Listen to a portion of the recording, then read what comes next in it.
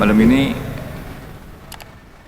tema yang akan disajikan adalah persiapan kepada akhir zaman, melanjutkan waktu beberapa minggu lalu, yaitu 3 fitnah akhir zaman. Yang pertama adalah fitnah apa Pak? Masih ingat Pak? Yang pertama ahlas ya. Yang pertama fitnah ahlas, yaitu terjadinya percekcokan, pertikaian, terjadinya perseteruan di antara umat muslim sampai bertempur, membunuh, saling memenggal, dan terpecahnya umat muslim menjadi 73 golongan. Apa ya? Ayatnya surat 6 ayat 65, 66, 67. Dari situ saya cuplik sedikit ya. Dari situ kan bahwa umat muslim itu waktu itu ada yang percaya, ada yang tidak percaya. Yang percaya seperti Ibnu Umar mengatakan bahwa terjadinya percekcokan sampai pembunuhan itu sampai akhir zaman, kata Ibnu Umar. Nah, kemudian yang tidak percaya mengatakan ya, maknya gitu ya, kalau bahasa Sunda maknya kita nih sudah bersyahadat bersama-sama tapi kok saling membunuh. Maka kemudian turun ayat 6 dan 67-nya ya, setiap berita yang dibawa oleh Rasul pasti ada waktu kejadiannya. Mereka mendustakan, kata Allah. Mereka mendustakan, mereka tidak percaya ya, bahwa umat muslim itu akan saling merasakan keganasan satu dengan yang lainnya. Maka di ayat 67-nya setiap berita yang dibawa oleh Rasul ada waktu kejadiannya. Dan terjadi memang, karena Rasul tidak pernah berdusta. Apa yang saya katakan itu adalah kebenaran, karena Rasul itu adalah Nabi pilihan Allah, bukan pilihan manusia. Kalau pilihan manusia kan demokrasi, suara terbanyak. Kalau itu tidak, hak prerogatif ada pada Allah. Nah, fitnah yang kedua adalah fitnah syarra, yaitu terbukanya dunia, terbukanya harta yang melimpah yang Allah berikan kepada umat yang tadinya telanjang kaki, telanjang dada, miskin, kelaparan, penggembala kambing. Nah, apa yang mereka lakukan? Mereka berlomba-lomba meninggikan bangunan. Mereka berlomba-lomba bermegah-megah di dalam meninggikan bangunan. Nah, ini yang terjadi di Jazirah Arab. Tidak akan terjadi kiamat sebelum manusia berlomba-lomba meninggikan bangunan. Ya, jadi kata Rasul tidak akan terjadi kiamat sebelum. Nah, sekarang sudah, berarti sudah dekat, gitu kan? Nah, sudah dekatnya yaitu fitnah Duhaima. Ketika umat muslim yang tadinya di fitnah ahlas itu terpecah menjadi 73 golongan, di fitnah Duhaima tinggal 2 golongan saja umat muslim. Satu golongan, satu kelompok terdiri dari orang-orang mukmin ya, orang mukmin yang tiada kemunafikan sedikit pun di dalamnya. Nah, satu kelompok golongan yang lain terdiri dari orang-orang munafik yang tiada keimanan sedikit pun di dalamnya. Maka di 2 golongan ini bermacam-macam ormas ada di situ, bermacam-macam madhab ada di situ, bermacam-macam firqoh apapun lah ya, liko ada di dua-duanya. Ada yang garis lurus, ada yang garis bengkok tentunya ya. Nah, yang garis lurus tidak akan mau bercampur dengan yang garis bengkok, tidak mau bercampur dengan komunis, tidak mau ya, karena dia orang-orang beriman, tidak mau bergabung dengan orang-orang sipilis, sekularis, pluralis, liberalis, tidak mau ya. Tidak mau bergabung dengan orang-orang Syiah juga tidak mau. Sebaliknya orang munafik di kelompok yang lain, mereka bergabung di situ semua. Kafir ada di situ, komunis ada di situ, sipilis ada di situ, Syiah ada di situ, apa saja yang nyeleneh-nyeleneh ada di situ ya. Nah, ini kita lihat apakah iya terjadi fitnah Duhaima itu sekarang. Maka salah satu ciri yang lain tentang fitnah Duhaimah itu adalah bahwa ditinggalkannya peringatan tentang kedatangan Dajjal, yaitu di hari akhir, oleh para imam. Jadi pengajian itu ada mah ada, tapi para imam itu seperti yang dilupakan tentang memberi peringatan kepada umatnya hal terjadinya akhir zaman. Padahal ini sangat penting. Rasulullah sendiri pernah menyampaikan tentang urusan akhir zaman itu dari ba'da subuh sampai maghrib, terpotong sholat zuhur dan sholat asar, terus 1 hari penuh full ya, untuk urusan fitnah akhir zaman. Itu 1400 tahun yang lalu, bukan sekarang ini. Yang dulu itu tanda-tandanya itu baru dibicarakan, bukan ada, baru dibicarakan oleh Rasulullah tanda-tandanya. Itu sudah demikian penting Rasulullah anggarkan waktunya ya. Sampai setiap waktu, kalau ada waktu Rasulullah sampaikan akhir zaman. Paling tidak 1 bulan 1 kali di buku ini ya. 1 bulan 1 kali Rasulullah sampaikan tentang urusan fitnah akhir zaman. Begitu pentingnya Pak. 1400 tahun yang lalu sudah begitu penting oleh Rasulullah. Nah sekarang bagaimana dengan zaman kita ini? Apakah zaman kita ini sudah terlihat atau belum terlihat? Kalau sudah terlihat, bagaimana kita sikapnya? Apakah apatis, pesimis, atau optimis? Ya. Kembali kepada kita. Walaupun di dalam Quran beberapa ayat menyatakan bahwa akhir zaman itu kejadiannya hanya pada Allah ya, pengetahuan tersebut betul ya. Kejadiannya hanya pada Allah, kapannya itu tepatnya Allah yang tahu, yang telah dituliskan oleh Allah sebelum manusia diciptakan. Kapan waktunya, tahunnya, bulannya ya, tanggalnya, harinya, kita tidak tahu. Rasul tahu, tidak tahu juga. Tapi tandanya dikasih tahu. Jadi ada yang memang disembunyikan oleh Allah, yaitu ketentuan pastinya. Ada yang diketahui oleh umat. Agar apa? Agar umat itu bersiap siaga. Agar umat itu tidak lalai ya, menyangka bahwa tidak akan ada hari kiamat dalam waktu yang cepat gitu ya. Padahal tanda-tandanya sudah sangat banyak terbuktikan. Nah, ini yang jadi masalah. Kita lihat dulu surat 7 maaf. Surat 7 ayat 187. Surat 7, surat Al-A'raf ayat 187.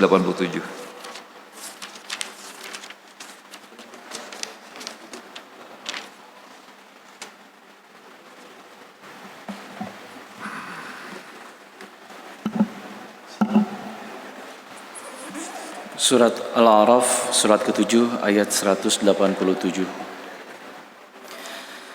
A'udzu billahi minasy syaithanir rajim.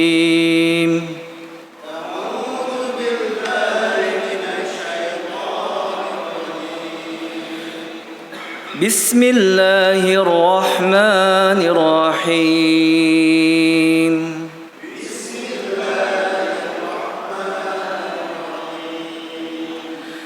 يسألونك عن الساعة أيان مرساها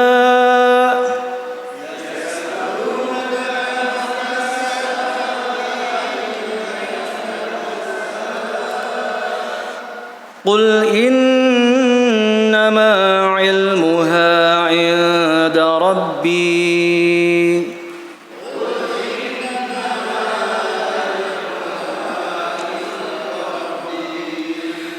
لا يجليها لوقتها إلا هو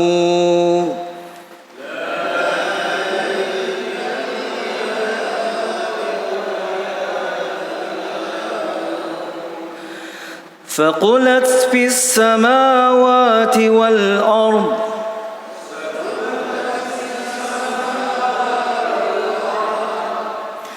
لا تأتيكم إلا بغتة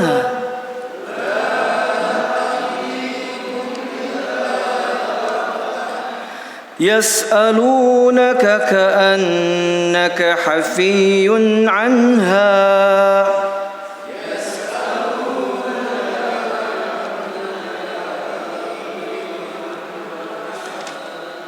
قل إنما علمها عند الله ولكن أكثر الناس لا يعلمون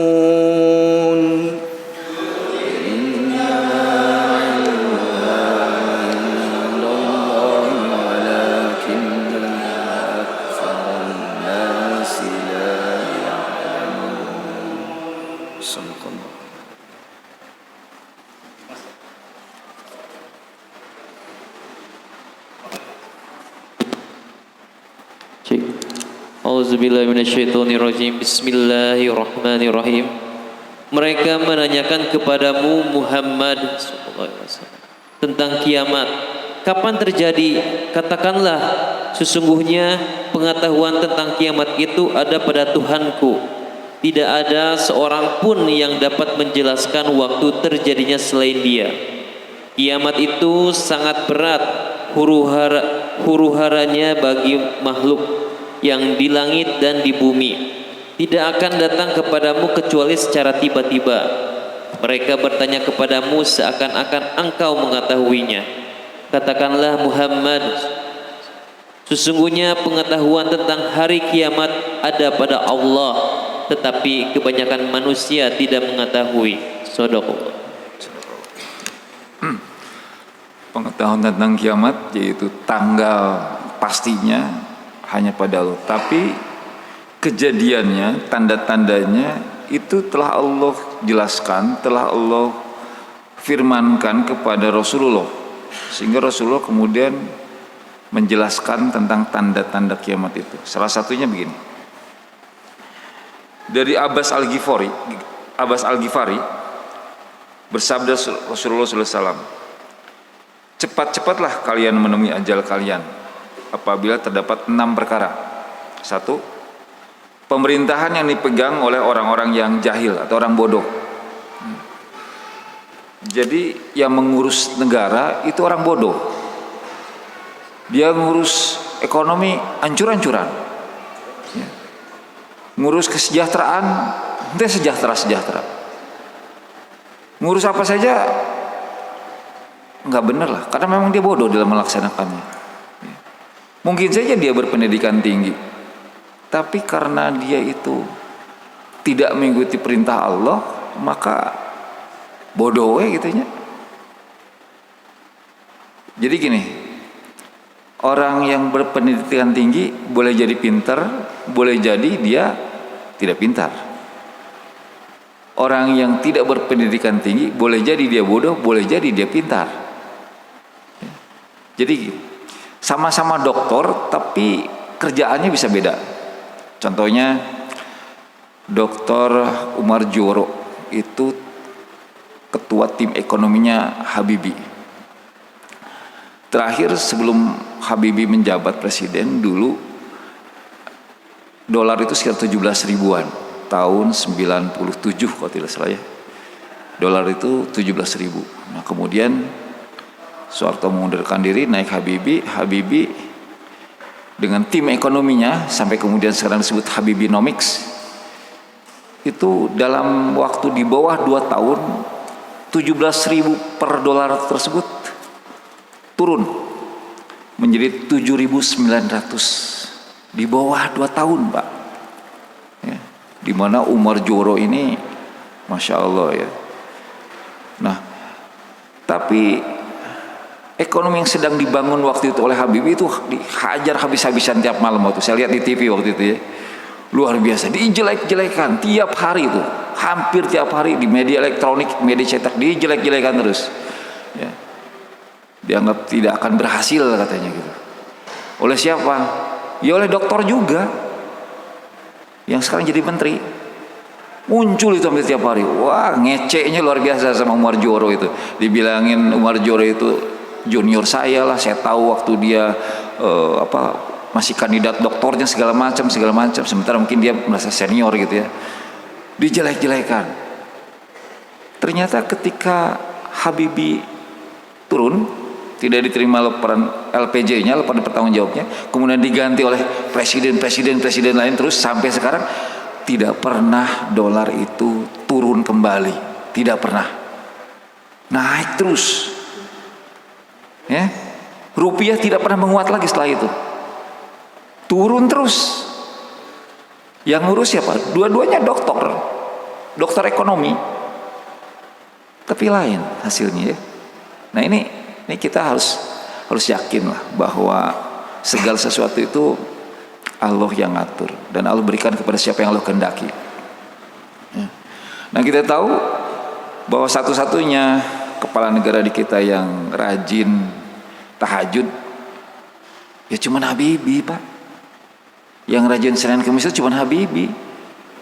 Walaupun dia itu teknokrat, lulusan dari Jerman, tapi urusan agama Masya Allah. Maka Allah berikan kepada Habibie itu keberhasilan di bawah 2 tahun. Dan itu bukan titik optimum, bukan. Berhentinya karena dia diberhentikan saja. Coba kalau tidak mau Allah, mungkin bisa mencapai 2.000 lagi per dolar. Dulu itu kan 2.000. Masih ingat ya Pak ya? Yang umurnya udah 50s mungkin masih ingat ya. Dulu itu 2.000 dolar itu Pak.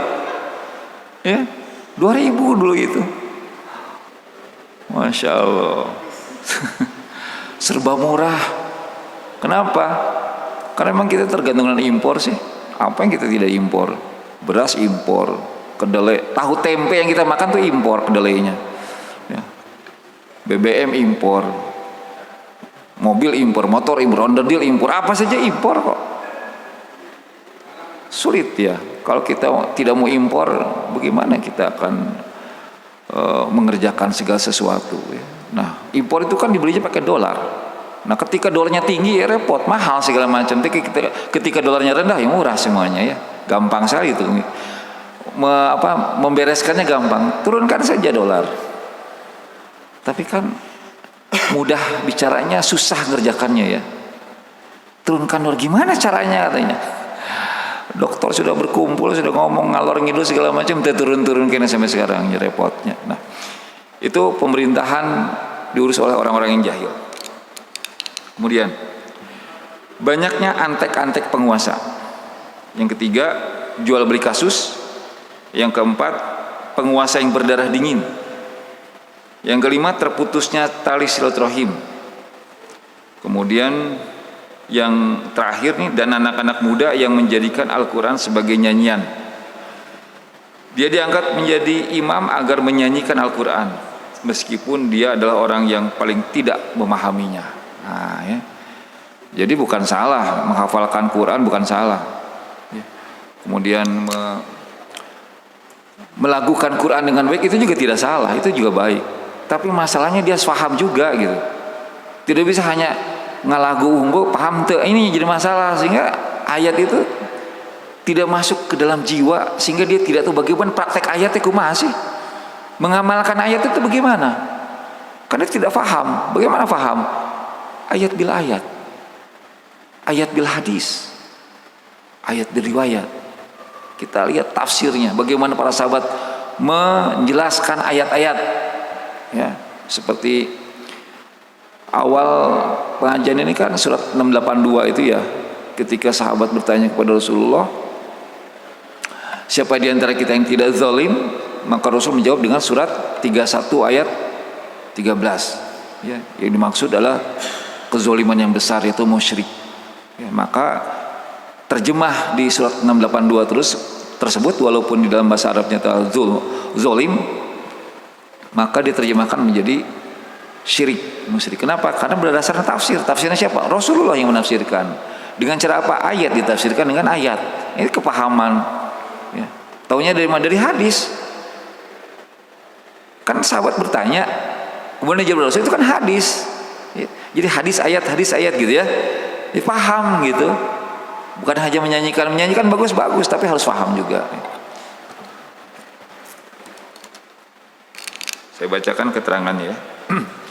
Maksud dari penguasa jahil adalah diberikannya kekuasaan serta dilibatkannya orang-orang yang gegabah, pandir itu dungu, serta pendek akalnya dalam kepemimpinan atas umat Islam. Nah, jadi akhir zaman itu 90% lebih tentang umat Islam. Ketika berlomba-lomba mendirikan bangunan, siapa? Umat Islam. Ketika pemimpin bodoh, siapa? Umat Islam. Gitu, ya. Kalau umat kafir, bios. Mereka mau maksiat, memang mereka maksiat kok.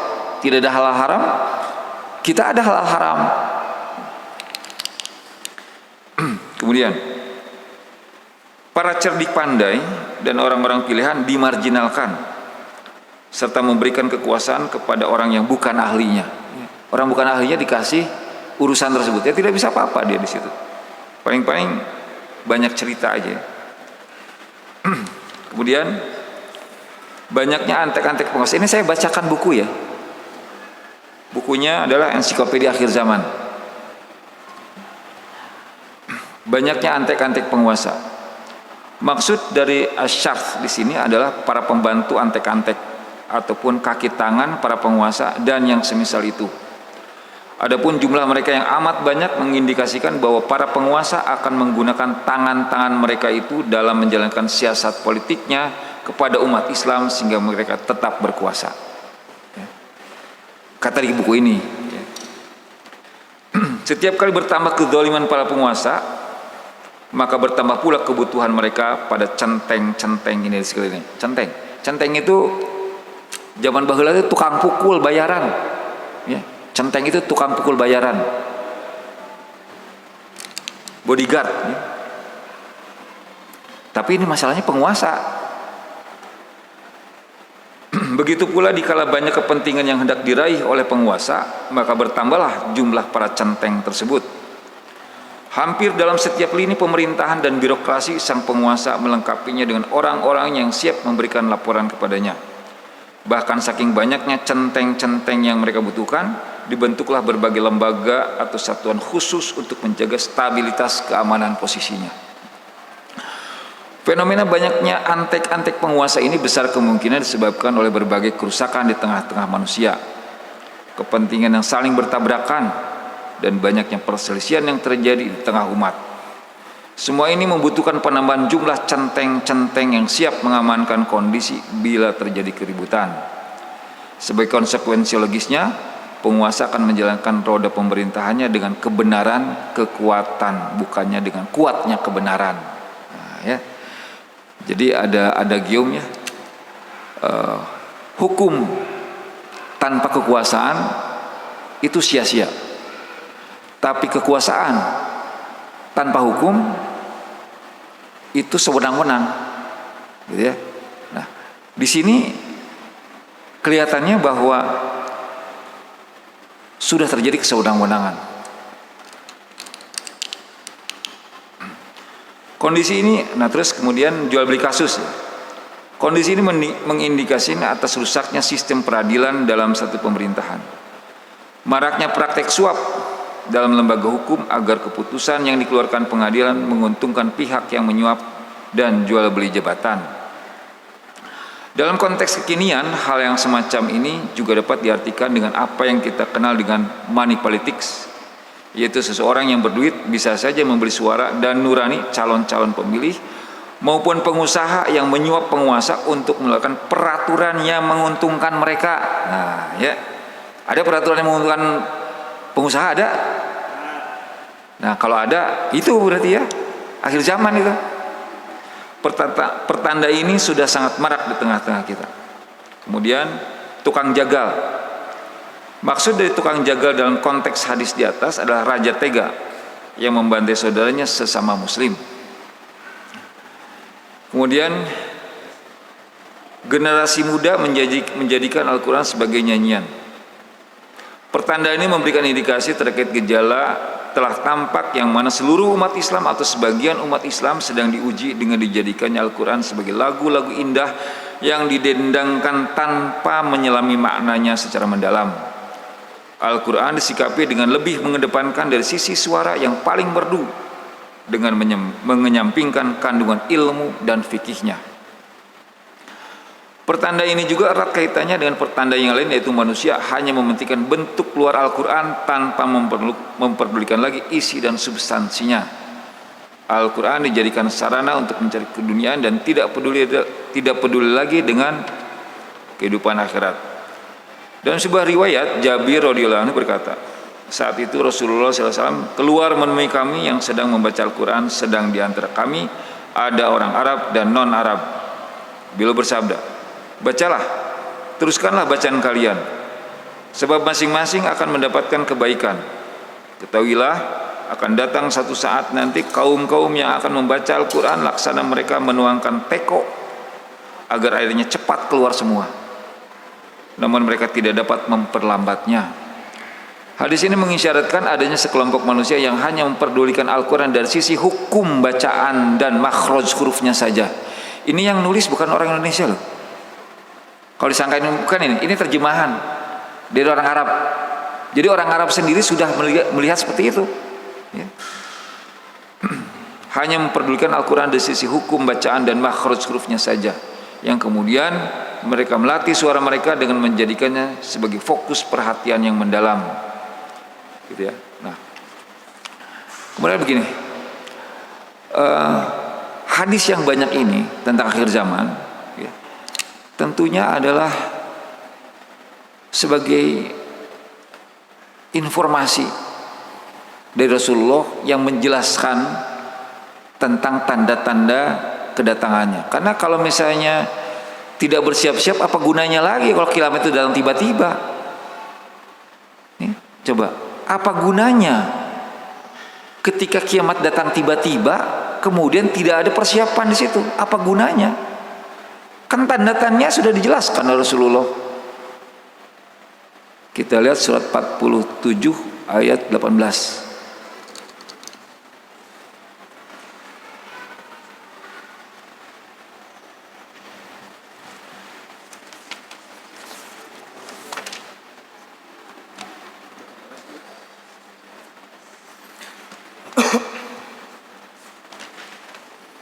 Surat 47 ayat 18.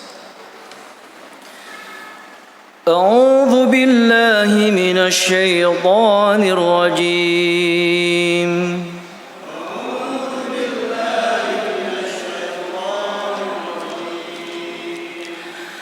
فهل ينظرون إلا الساعة أن تأتيهم بغتة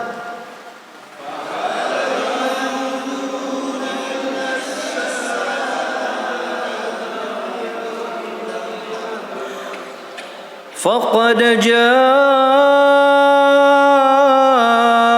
أشرطها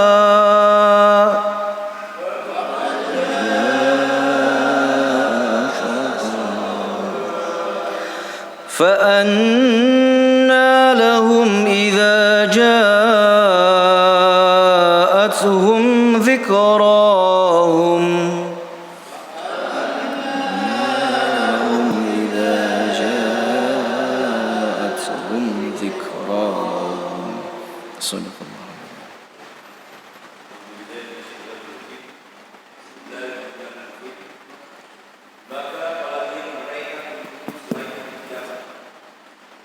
yang akan datang kepada mereka secara tiba-tiba, karena tanda-tandanya sungguh telah datang. Maka apa guna bagi mereka kesadaran mereka itu apabila hari kiamat itu sudah datang? Sudah Allah. Apa faedahnya bagi mereka kesadaran mereka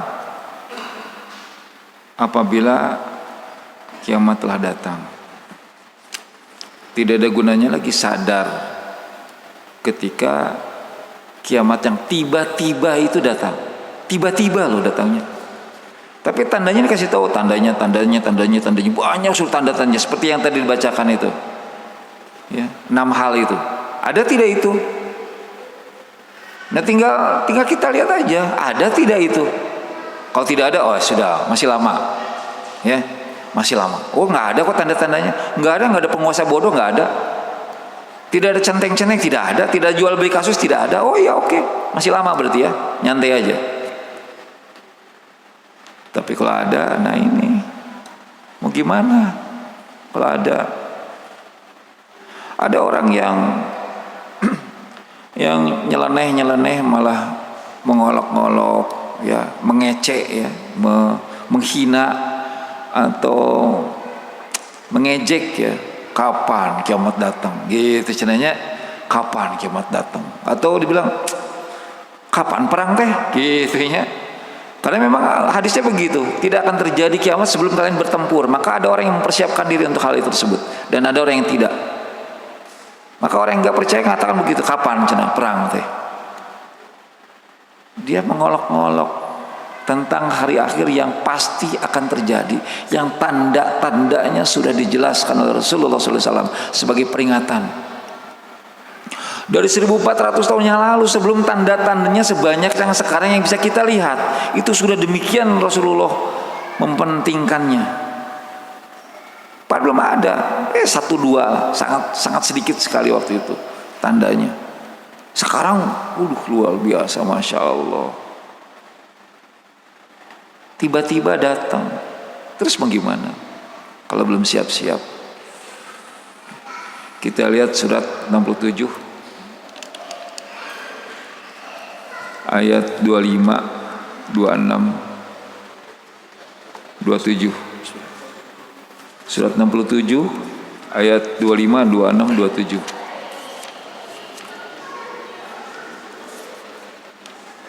Surat 67 surat Al-Mulk, surat 67, ya, ayatnya 25, 26, 27.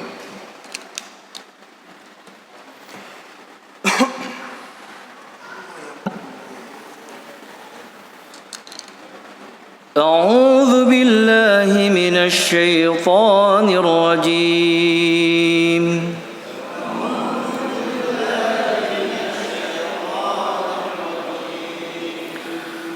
ويقولون متى هذا الوعد إن كنتم صادقين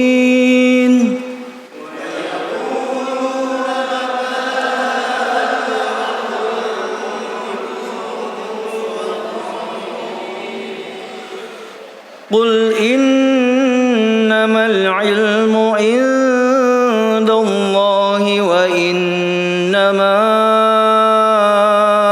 أنا نذير مبين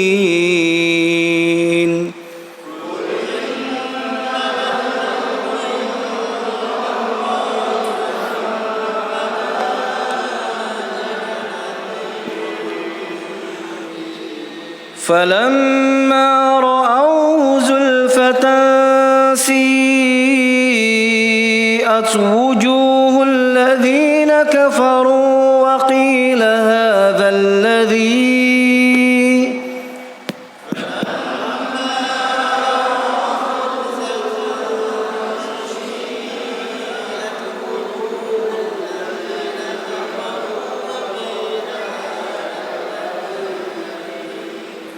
وقيل هذا الذي كنتم به تدعون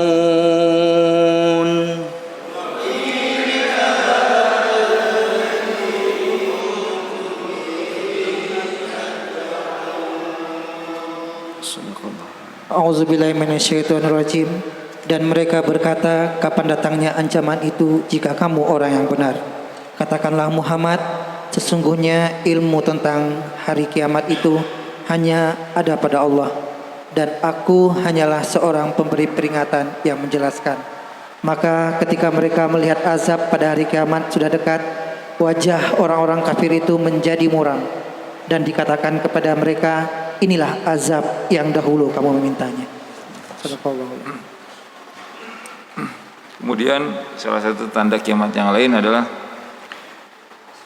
dari Rashid bin Sa'ad, ia berkata, tatkala Istakhir berhasil dibebaskan, seorang penyuruh berkata, berseru, Ketahuilah, Dajjal benar-benar sudah keluar. Rashid berkata, Sya'ab bin Jatsama menemui mereka. Rashid berkata, lalu Sya'ab berkata, andai kata bukan karena apa yang kalian katakan tadi, aku benar-benar akan memberitahu kalian bahwa aku pernah mendengar Rasulullah Shallallahu Alaihi Wasallam bersabda, Dajjal tidak akan muncul sampai orang melupakannya dan sampai para imam lupa mengingatkannya di atas mimbar-mimbar. Nah ini Pak, jadi pengajian tetap ada, imam-imam tetap ceramah, tapi dia melupakan, dia lupa menyampaikan tentang akhir zaman, dia lupa menyampaikan tentang kedatangan Dajjal, gitu. Ya. Kenapa Dajjal melulu? Karena Dajjal itu akan datang didahului oleh para pendusta.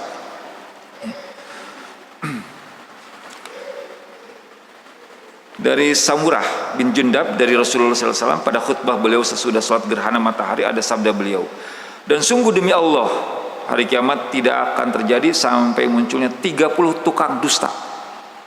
Dan yang paling akhir dari mereka itu si buta sebelah, Dajjal terhapus mata kirinya.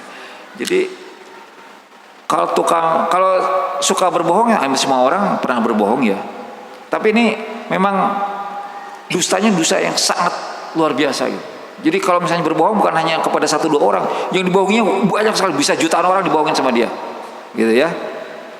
Bukan hanya berbohong kepada istri, misalnya, bukan, pada anak, bukan, pada teman, bukan. Jutaan orang dibohongin sama dia. Nah, nanti setelah itu baru Dajjal yang aslinya muncul. Gitu. Nah, tapi para imam itu lupa. Ya, para imam itu tidak menceritakan hal itu di mimbar-mimbar pengajian teh. Ini yang jadi masalah. Maka kenapa saya menyampaikan? Ya, jadi begini, bukannya tidak boleh menyampaikan tentang masalah akhlak, bagus, masalah fikih bagus, masalah, tapi jangan lupa, gitu ya. Jangan lupa urusan akhir zaman. Kenapa? Akan datang sebentar lagi masalahnya. Jadi bagaimana kita akan melupakan sesuatu yang datangnya cepat, ya, cepat sekali akan datangnya. Kalau mengikuti kepada hadis akhir zaman ini, hadis-hadis akhir zaman. Kemudian begini, ada beberapa sikap ya tentang akhir zaman, menyikapi hari kiamat. Yaitu ada orang yang kurang peduli dengan nas-nas tentang peristiwa akhir zaman dan tidak banyak mengkajinya, karena dianggap kurang realistis dan bukan masanya. Mereka menganggap bahwa berbicara tentang petaka akhir zaman sebagai penghalang menuju kemajuan. Karena mereka merasa dibatasi oleh takdir tentang berakhirnya alam semesta. Maka kalau kita lihat sekarang itu pas lagi puncak-puncaknya teknologi ya. Puncaknya teknologi sekarang ini sangat cepat. Perubahan-perubahan itu luar biasa.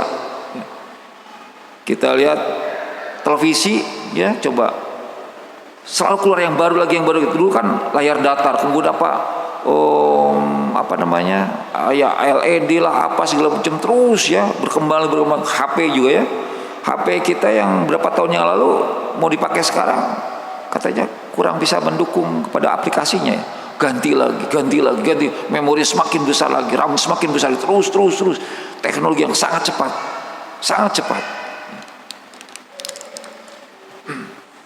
Apalagi jika peristiwa akhir zaman itu dikaitkan dengan kemenangan umat Islam di bawah kepemimpinan Al-Mahdi yang akan menaklukkan seluruh dunia. Nah ini ya, mereka anggap itu hanyalah ilusi dan mimpi kosong. Nah ini kelompok ini terbagi dua nih seperti ini. Yang satu, mereka yang secara lahir adalah kelompok ilmuwan atau ulama yang banyak bergelut dengan dunia ilmu dan penelitian. Mereka menakwilkan hadis-hadis tentang akhir zaman dan hanya mau menerima yang bisa diterima oleh akal dan sesuai dengan logika. Jadilah sesuai akal dengan logika mah tidak mau terima. Ya. Masa Imam Mahdi bisa menjadi pemimpin seluruh dunia? Coba berapa benua itu dunia itu? Masa sih? Ya, satu benua saja berapa negara itu? Coba, ya. Kan itu kayaknya tidak mungkin. Mustahil gitu kan. Dengan apa menangnya? Itu tambah pusing lagi. Pakai apa? Nuklir tidak punya. Pakai apa? Ini yang diuji keimanan memang.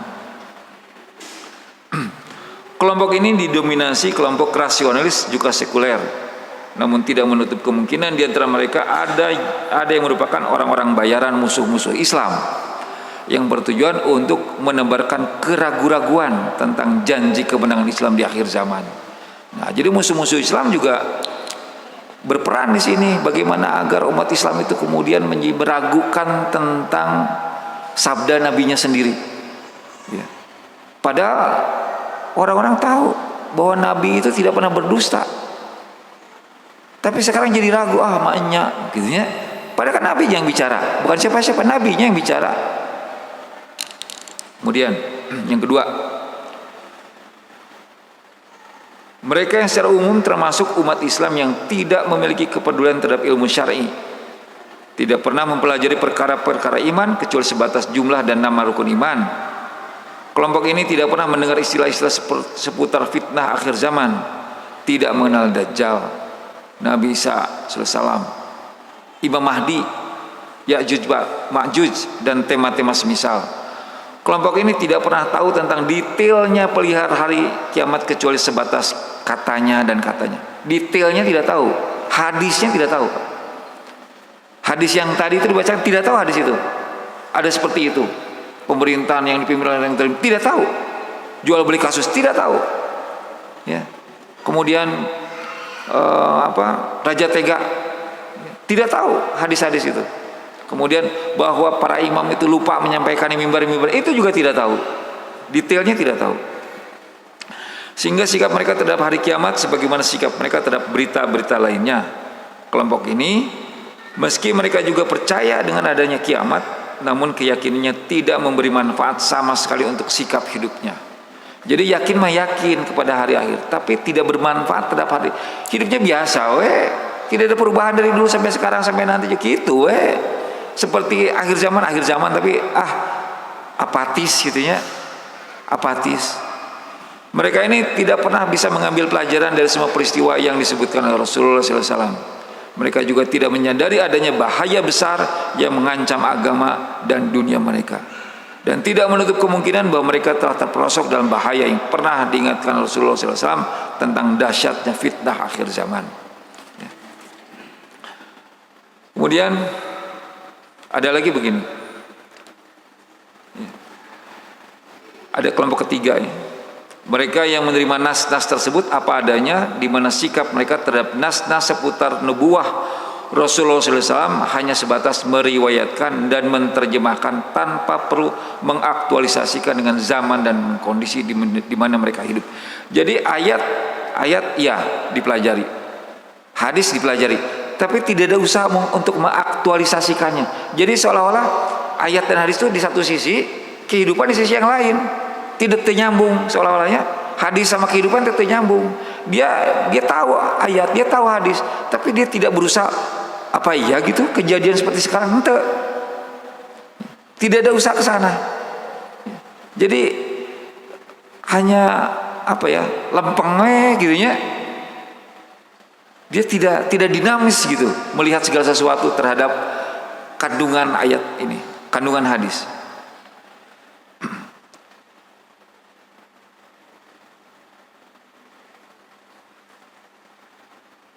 Kelompok ini kurang bisa memahami maksud dan tujuan dibalik turunnya hadis-hadis tersebut. Nas-nas yang sebenarnya memiliki makna peringatan dan larangan lebih diartikan sebagai kabar yang tidak mengandung pesan. Sebenarnya banyak sabda beliau tentang dekatnya kiamat yang memiliki makna peringatan agar setiap muslim menjauhi perkara itu semampunya, bukan menganggapnya sesuatu yang lazim dan biasa. Seperti perzinahan terjadi di mana-mana, lazim biasa dibanggis gitu zamana, ya. Jadi tidak ada usaha untuk amar ma'ruf nahi mungkar, tidak ada. Ngagorolong gitu ya. Jadi kemungkaran, kedurhakaan, kemaksiatan terjadi di sekitar tiis padahal itu adalah tanda akhir zaman. Yang terjadi itu tanda akhir zaman. Melihat wanita berpakaian tapi telanjang, biasa tidak bisa membedakan mana wanita muslimah, mana wanita kafir, karena sama pakaiannya, biasa padahal itu adalah tanda akhir zaman, di mana seorang muslimah berpakaian tapi telanjang katanya gitu ya.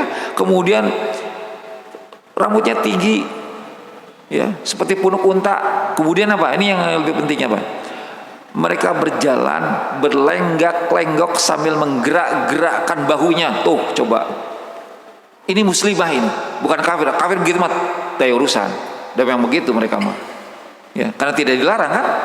Ini mah muslimah, dia berpakaian tapi telanjang, dia berjalan berlenggak-lenggok sambil menggerak-gerakkan bahunya. Coba, di mana itu? Lihat tidak Pak? Lihat tidak? Itu tanda akhir zaman itu, ya. Dan jadi orang yang tidak memperhatikan akhir zaman dengan aktualisasinya dalam kehidupan, mereka tidak ngerti bagaimana ini, harus apa ini, gitu ya. Kemudian sebenarnya banyak sabda-sabda beliau tentang dekatnya kiamat yang memiliki makna peringatan agar setiap muslim menjauhi perkara itu semampunya, bukan menganggap sesuatu yang lazim dan biasa. Kemudian Rasul menyebutkan bahwa kiamat tidak akan terjadi hingga kaum muslimin memerangi bangsa Yahudi. Nah, padahal sebelum bangsa Yahudi masih ada bangsa Rom, ada bangsa mata sipit, ada bangsa Parsi, ada Hind, ya India, ada beberapa peperangan. Nah, sini merupakan kabar yang mengandung pesan tentang pastinya kaum muslim memenangi Yahudi atau Israel Zionis. Maka merupakan suatu tindakan konyol jika seorang muslim membenarkan damai dengan kelompok mereka. Sudah ada beritanya ya, ada beberapa negara muslim yang sekarang berdamai dengan Israel, ya. Ya, kita tinggal nyocokkan saja gitu loh. Jadi cering semuanya itu. Dan ini buku ini sudah lama dicetak, bukan baru ini. Saya teruskan.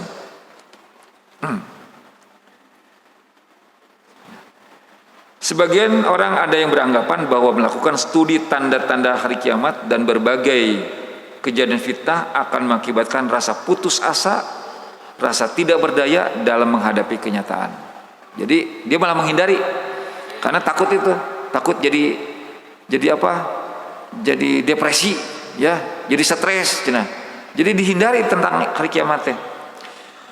Lebih-lebih sebagaimana yang pernah disyaratkan oleh beberapa pemikir dalam hadis Rasulullah SAW, terdapat sebuah tragedi yang memilukan. Mereka bertanya, lantas apa yang bisa diperbuat jika kejadian tersebut memang sudah menjadi takdir Allah kepada kita umat Islam?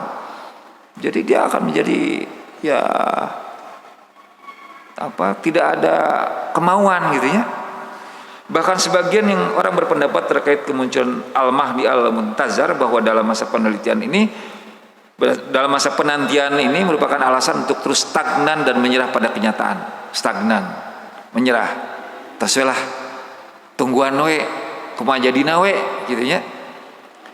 Mungkin saja perkara yang turut memperkuat kondisi stagnan dan tertekan ini adalah apa yang sekarang ini didesas-desuskan melalui bahan bacaan kontemporer yang telah memasuki ke dalam tubuh umat Islam. Dalam banyak tulisan mereka dinyatakan bahwa tampaknya alam telah dekat dengan masa kehancurannya. Sedangkan sikap pesimis akan terus bergelayut sebagaimana yang digambarkan dalam hadis Nabi sallallahu alaihi wasallam. Maka dari itu tidak ada gunanya melakukan usaha atas takdir yang telah menimpa diri kita. Jadi tidak usah apa-apa. Gitu we, jalan we sampai kapan? Ya sampai datang kiamat, ya sudah, habis perkara gitu ya. Statement yang seperti inilah yang mengakibatkan rasa tertekan dalam tubuh umat Islam. Ini sama halnya seorang muslim yang menyiapkan kepalanya untuk disembelih oleh musuh-musuh Allah serta membiarkan dirinya untuk dijagal oleh para musuh di tempat penjagalan yang sudah mereka sediakan. Jadi seperti orang yang ngantri ke tempat penjagalan hewan, ya, RPH, ngantri untuk apa? Untuk dijagal satu-satu, potong, ngantri lagi satu, potong terus gitu. Ngantri disembelih satu-satu begitu. Kalau kondisinya itu apatis. Bantahan terhadap pemahaman mereka yang berwawasan sempit. Yang pertama, fitnah-fitnah yang pernah dikabarkan oleh Rasulullah SAW itu bukanlah semacam perkara yang dipaksakan bagi umat Islam, tetapi merupakan akibat ulah umat Islam itu sendiri. perbuatan yang menyebabkan mereka terjerumus ke dalam fitnah tersebut, oleh karena mereka menganggap remeh amanah agama yang dibebankan atas pundak mereka, serta dengan memperhatikan kondisi umat yang celaka Yahudi dan Nasrani sebelum mereka sebagaimana digambarkan dalam Al-Quran, maka terjadilah apa yang sudah selayaknya terjadi kepada mereka. Jadi apa yang terjadi pada Yahudi ya terjadi juga di sini pada umat Islam, karena Yahudi pun dulunya Islam, Nasrani juga dulunya Islam. Nasrani itu pengikut siapa? Nabi Isa. Nabi Isa itu siapa? Islam. Berubah menjadi Nasrani. Yahudi juga sama, Islam Yahudi itu ya. Kemudian dari sini muncul satu pertanyaan.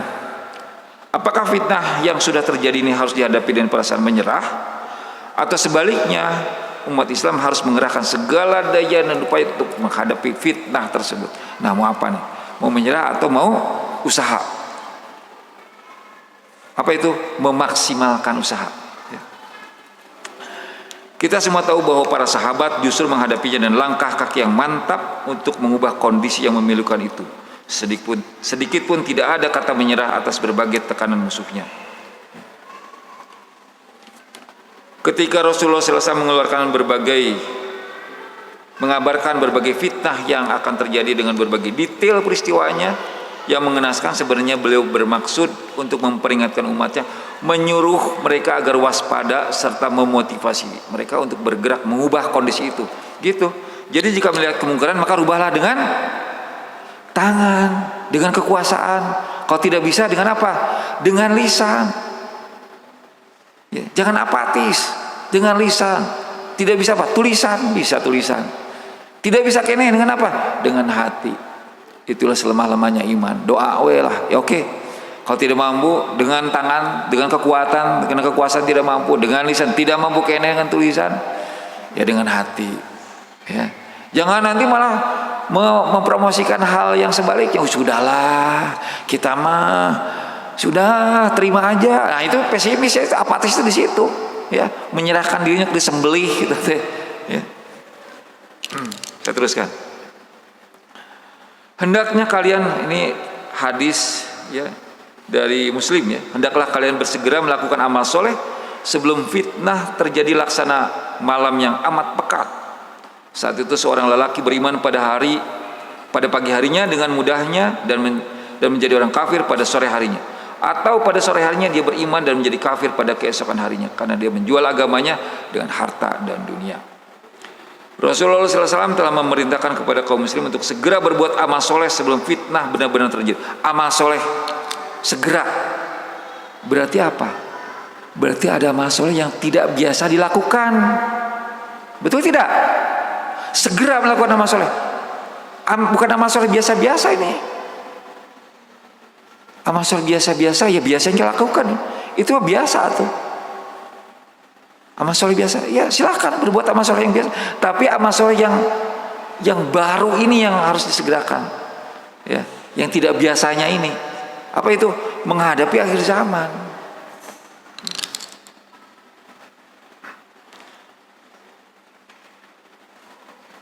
Rasulullah SAW telah memerintahkan kepada kaum muslim untuk segera berbuat amal soleh sebelum fitnah benar-benar terjadi. Hal ini jelas sekali menunjukkan bahwa fitnah yang terjadi tersebut bukanlah sesuatu yang dipaksakan dan harus diterima. Jika demikian, apa gunanya penangkal yang disuruhkan Rasulullah kepada mereka untuk dilakukan? Apa gunanya? Gitu loh. Hadis-hadis itu apa gunanya kalau tidak untuk dipraktekkan dalam persiapannya? Kan gitu. Betul tidak? Sudah tahu hadis-hadisnya. Sekarang bagaimana sikap? Kemudian karena waktunya sudah habis ya. Saya bacakan sedikit ya, boleh ya? Sedikit tentang ini, kan masalahnya begini, ada juga pemahaman orang tentang masalah pertempuran akhir zaman. Karena Imam Mahdi itu bisa berkuasa di permukaan bumi, fil ard, itu adalah setelah melewati pertempuran. Nah, pertempurannya seperti apa yang dilakukan sehingga kemudian bisa menaklukkan 5 benua ini? Ya. Pakai apa senjatanya, kan gitu. Nah, saya bacakan. Dengan mengamati banyaknya tanda hari akhir, tanda kiamat yang berbicara tentang era Al-Mahdi, Dajjal dan pertempuran besar-besaran, bahwa semua hadis berkaitan dengannya menggunakan ungkapan-ungkapan yang menunjukkan peralatan perang kuno, ya, misalnya pedang, tombak, kuda dan sejenisnya. Padahal peralatan dan sarana perang kuno yang diungkapkan oleh hadis-hadis Nabi tersebut berkaitan dengan peristiwa masa depan. Coba, apa ya? Kan hadis Nabi itu tentang peristiwa masa depan, tapi kata Nabi apa? Panah, pedang, tombak, gitu loh. Masa depan, pertempuran masa depan, bukan pada masa Nabi, ya. Maka pertanyaan yang muncul adalah apakah itu makna kiasan konotatif yang menunjuk pada semua sarana perang di segala zaman, ataukah itu makna sesungguhnya atau denotatif? Jika jawabannya adalah yang terakhir, maka mengharuskan kita untuk mengatakan bahwa teknologi modern ini akan binasa, gitu ya. Nah, kemudian ini hadisnya panjang saya hadisnya. Kalau saya bacakan nanti waktunya nambah lagi. Saya akan singkat saja, ya. Singkat tapi masih beberapa menit, punten. Bagian akhir daripada hadis ini, hadis dari Yusair bin Jabir, riwayat Muslim. Kemudian mereka mengirim 10 penunggang kuda yang handal dan paling mahir. Rasulullah SAW bersabda, sesungguhnya aku mengenal nama-nama mereka. Rasul tidak pernah berdusta. Sesungguhnya aku mengenal nama-nama mereka. Siapa itu? Yang 10 orang ini, nama-nama bapak mereka dan juga warna kuda mereka. Sampai tahu warna kudanya, Rasul tahu. Mereka adalah sebaik-baik penunggang kuda di muka bumi pada waktu itu, atau sebaik-baik penunggang kuda di muka bumi pada hari itu. Keterangannya, sabda Nabi dalam hadis tersebut, mereka terus berperang hingga malam menghalangi mereka. Ini hadis yang panjang, mereka berperang sampai malam, ya. Keterangannya begini, itu mengandung isyarat kuat bahwa strategi perang akan kembali kepada sistem kuno yang menjadikan gelapnya waktu malam sangat berpengaruh sehingga mampu menghentikan jalannya perang. Nah, ya, coba kita pergi kemana lah yang tidak ada lampu, ya, ke hutan atau kemana yang tidak ada lampu. Ketika malam tiba, gelap, betul? Ketika kita berperang dalam kegelapan, apa yang terjadi? Kita tidak tahu siapa musuh, siapa kawan kita. Maka berhentilah perang di situ. Kemudian, adapun dengan peralatan canggih dan teknologi perang sekarang ini, kegelapan malam tidak mempunyai pengaruh sedikit pun untuk menghalangi jalannya peperangan, gitu ya. Kalau pakai teknologi sekarang, bahkan sebaliknya, strategi peperangan modern sekarang ini memanfaatkan waktu malam sebagai waktu yang lebih tepat untuk menyerang daripada siang hari. Betul? Pakai kacamata infrared, itu kan, ya, pakai radar, itu kan. Nah, inilah dalil yang amat jelas bahwa peperangan saat itu dilakukan dalam suasana tradisional dan kuno, yang tidak ada keuntungan bisa dicapai dari menyerang musuh kecuali bila penyerang itu dilakukan pada siang hari. Ini juga menjadi dalil kuat yang menunjukkan bahwa orang yang menakwilkan nas-nas ini dengan mengatakan bahwa pedang dalam hadis ini untuk menunjukkan senapan mesin dan kuda ditakwilkan dengan tank, itu tidak sesuai dan tidak tepat. Karena perkataan dalam hadis ini tidak mungkin ditakwilkan lain. Jika tidak seperti yang kami katakan, bagaimana kita menakwilkan peperangan itu dapat terhalang hanya oleh kegelapan malam bila perang tersebut dijalankan oleh kedua belah pihak yang berseteru dengan sistem laser modern dan teknologi terkini yang tidak membedakan antara malam dan siang? Kan gitu. Kalau pakai teknologi modern, malam itu tidak menjadikan berhenti perang, terusnya perang, gitu ya. Padahal hadisnya peperangan itu berhenti di waktu malam. Bukan peperangan zaman Rasul, nanti akhir zaman kata Rasul, perang itu berhenti ketika malam. Jika demikian, hadis ini mengandung indikasi kuat yang menunjukkan telah rusak dan musnahnya teknologi modern dan kembalinya manusia menggunakan sistem perang kuno. Kemudian hadis yang tadi, kaidah pokok adalah menafsirkan kuda-kuda tersebut dengan hakiki. Ini sesuai dengan penyebutan warna kulit kuda itu sebagai tambahan dari karakter para penunggangnya. Mereka itu penunggang kuda yang handal. Keberadaan penunggang kuda yang handal mengharuskan adanya kuda di bawahnya. Penggambaran sifat seperti ini tidak mungkin kecuali bermakna hakiki. Adapun pendapat yang mengatakan yang dimaksud dengan kuda itu adalah tank atau semisalnya, maka itu takwilan yang salah. Karena apa? Karena ada warnanya. Warna kudanya, apakah warnanya merah, apakah putih, apakah hitam, apakah coklat, apakah kuning, gitu ya, apakah belang, gitu. Ya, karena sudah waktunya, saya cukupkan pengajian malam ini.